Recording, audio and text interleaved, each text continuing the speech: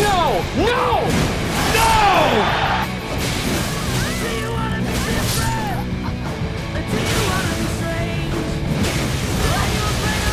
Now that's a pro gamer move.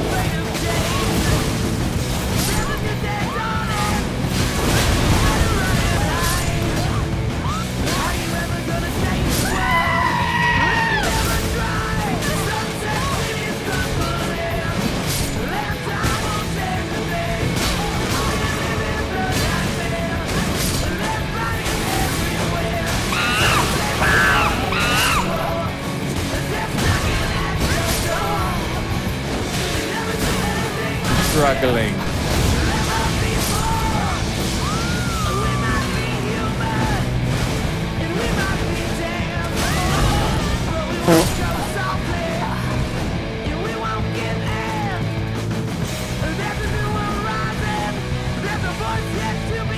Sometimes this game just chews you up and spits you right back out. But sometimes it doesn't even do that.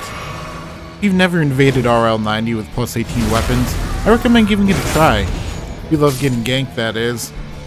It ain't all bad though. I still got some funky backstabs. I still make all the hosts miss me. Today's video is about digging deep and finding the edges you need. Not just to live longer than 10 seconds, unlike me in those clips, but to actually win invasions.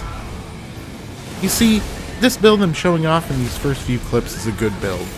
It has 16 faith with the corpse mask, with the original idea being I could use tree spears, which are some of my favorite weapons in the game, on a dex build. Dex faith is an excellent build.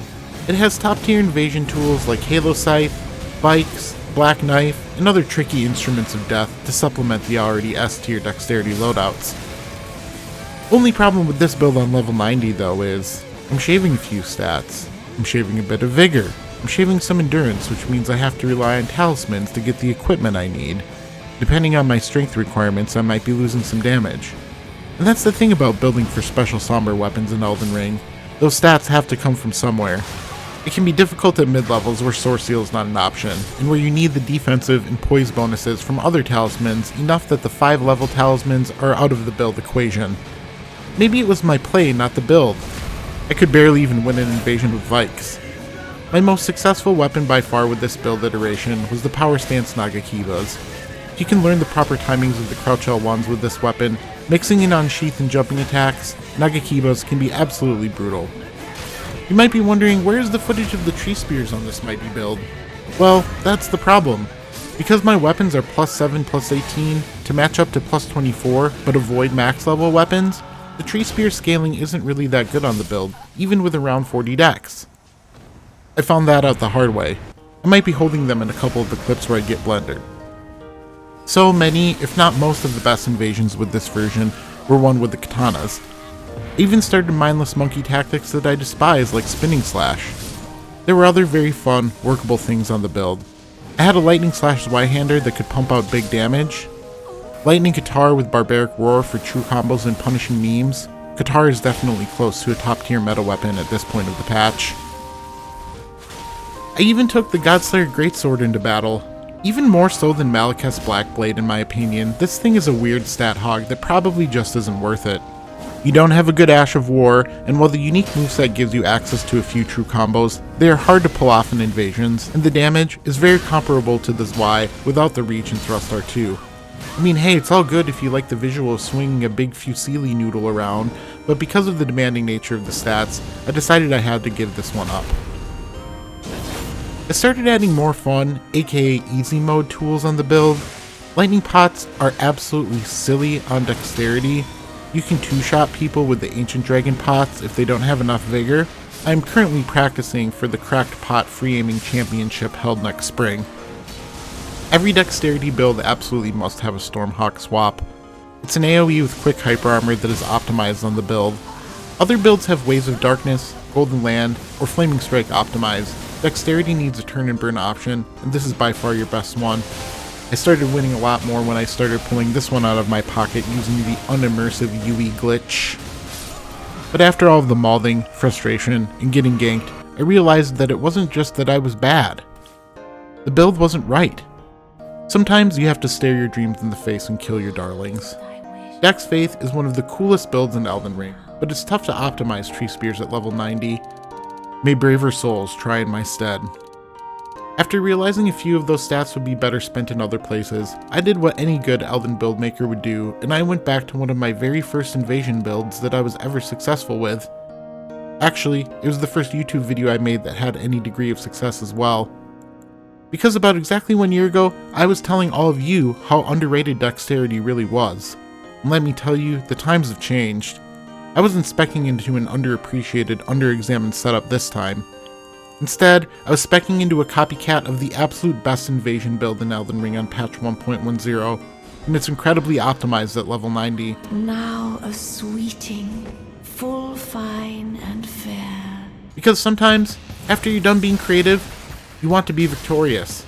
And it's strange, after adding some vigor, changing half my physique to Opaline hard tier, adding endure and some other ashes to the build, relying less on somber weapons, and pulling out the great bow more, I started to win. As difficult as it was for me to win with the other build, I found it to be pretty easy with this one. It might have been the player quality I was invading. It might have been that I learned a few things from all those invasions where I got stomped. But at the end of it all, it pays to remember, Elden Ring is all about build over skill. I did learn a few things though. Watching all this footage, I found out that the 3 reasons I most commonly lose an invasion are, first, failing to tunnel correctly. This means generally I wouldn't go after the host when they were low. Letting the host reset at the wrong time can lead to some snowballing in the cooperator's favor. But chasing at the wrong time can lead you to getting blendered if you're not paying attention. Would also heal at the wrong times. I noticed I win a lot more invasions when I'm much more patient about healing. Taking the time to have cover or enemy backup before healing, and ideally switching to healing items to improve your Estus recovery is absolutely optimal play in my opinion. The last reason I lost a lot of those invasions was failing to adapt properly. This one is a bit more amorphous, and therefore not as easy of a problem to diagnose and fix. What this means, essentially, is that I'm not paying attention to the decision tree often enough. Mad menuing and badly timed swaps are a good way to get killed, but knowing how and when to swap weapons, talismans, take a bolus, and use consumables at the right moments are all essential level up opportunities that I need to focus on to make it to the next level of invasion success, where I aspire to be. Does this mean using more meta things? Maybe. But even more than that, it means having the right tools for the right situation.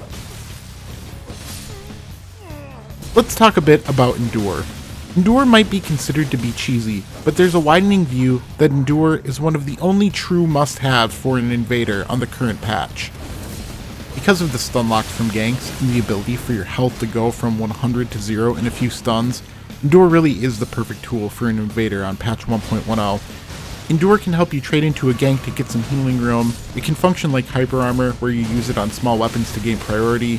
You can also use it to get away from things that stun lock you, like Dragon Breath or Unendurable Frenzy. You can use it to heal in tight spaces. You can use it to guarantee certain spells or Ashes of War. And on top of all that, there are some forbidden techs, like Endure backstabs, passed on from the gamers of yore.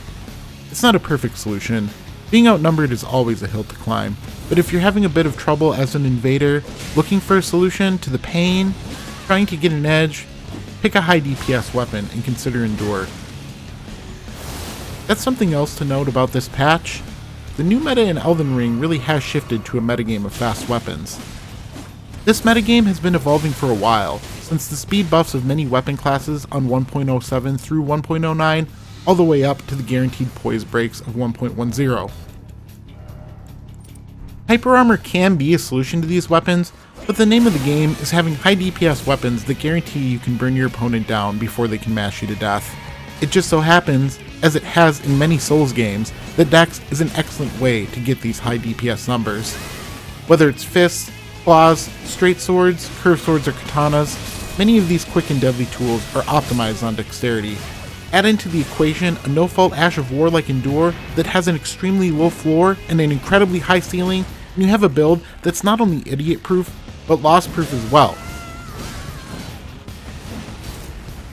So, if your sweet, tweaked build with all sorts of funky, weird stats isn't giving you the numbers you need in the win column, try out something like this, if only for a few invasions, just to get that feeling back in your fingers. That feeling that makes you feel alive. Thanks so much for watching. Like and subscribe for more content. I'm excited about the DLC. I know you are too. I'm going to do my best to keep bringing you the best content I can before and after it's released.